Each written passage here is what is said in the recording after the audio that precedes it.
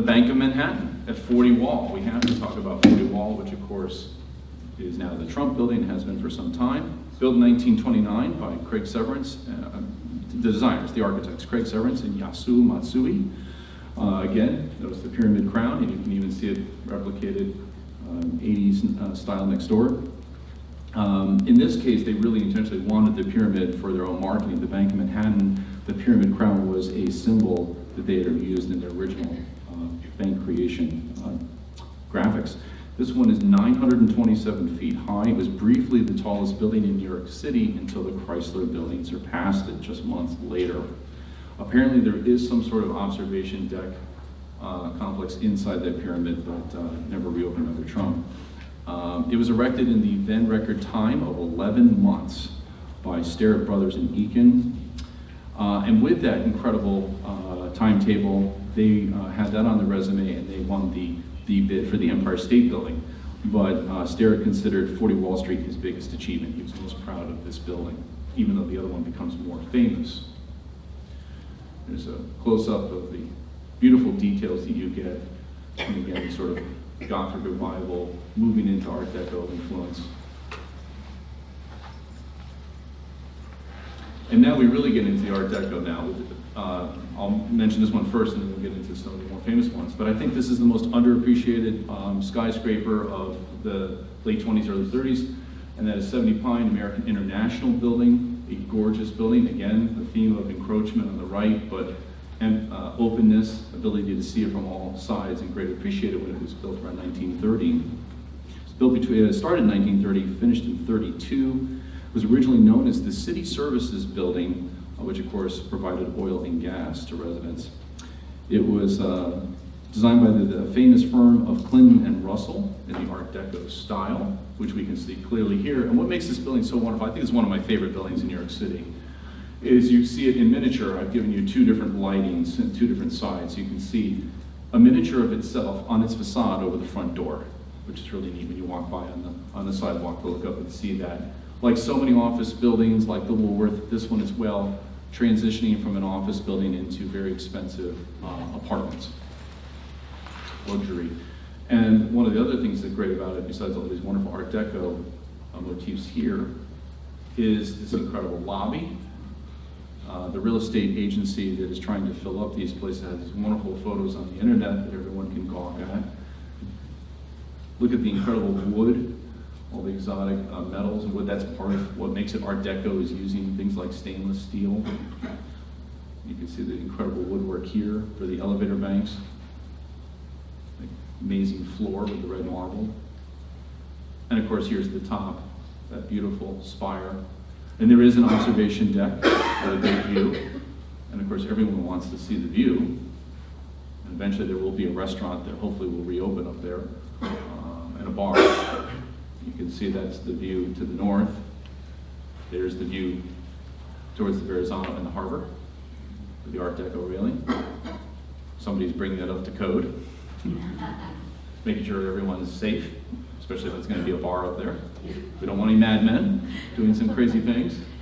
You know, I'll tell you, by the way, the people that try to commit suicide off of the towers, you know what they often wind up having? Injuries. They don't die because the wind blows them right up against the building. They land in the next tier below them. So, something to think about the next Mad Minute. Upper left corner. Well, I share that. You know, I'm married to a psychologist, so I must be mad myself. So then you have the wonderful floor plan inside, just how creative that is with the different setbacks, the observation deck back in the 1930s there. It never caught the imagination of the neighborhood, and that's really tragic, and I hope it does in the years to come. I hope for the owner's sake, because it's such a gorgeous building. I mean, look at it. It has the globe in the middle with the compass in the marble floor. Hopefully, it will reignite the imagination of everyone. We seem to be a little bit more nostalgic now. I hope talks like this are doing that in books and TV shows. It's a wonderful space with the greatest view, because other than the World Trade Center and now the Liberty Tower, it is the tallest view you're going to get in the FiDi. And of course, I have to mention the Chrysler Building. And like the Woolworth Building, I'm going to spend a little bit more time on this than I do on some of the other buildings. Notice, of course, right away, I think we all are aware of, the famous setbacks that it has from the street level, just like the Empire State Building. You have these beautiful setbacks, so you can allow more light to come in and really take in the massing. Just to have a one facade wouldn't have, I think, as a profound effect. It's really wonderful to have these steep steps and so forth. And that's the typical view we see from street views. So let's zoom in, shall we, and enjoy shots like this one, that beautiful glittering stainless steel that can stay clean. Let the rain hit it, and still, acid rain, as we all recall, and still stay shining.